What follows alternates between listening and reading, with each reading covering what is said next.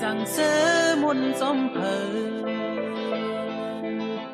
mi nói quần câu mi tìm lờ giờ quần khấn khâm khấn hâu lây ụp dù lát quắm hoa hắc sai cỏ liều ô nong hắc pi côn lì bỏ pi hâu lây mi ngân khâm nằm nong đã lú mơ nong thơ lây sang sai pi hâu tê xóm sơ sư pan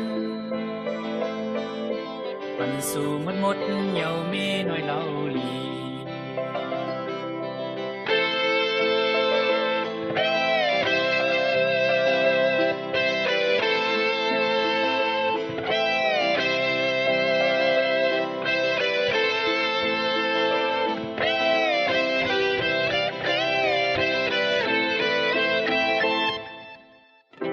bay sang sớm muôn xóm phở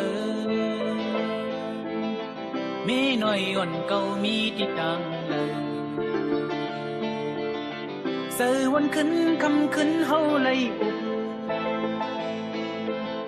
dù lát quắm hoa hắc sai cỏ liều ô nong hắc pi côn lì bỏ pi hâu lây mi ngân khâm nằm nong đã lú mơ nong khơi lây sang sai pi hâu tê xóm sơ sư pan pan su muốn một nhau mi nói lâu lì coi bài quay ma pi mơ lấy cọt à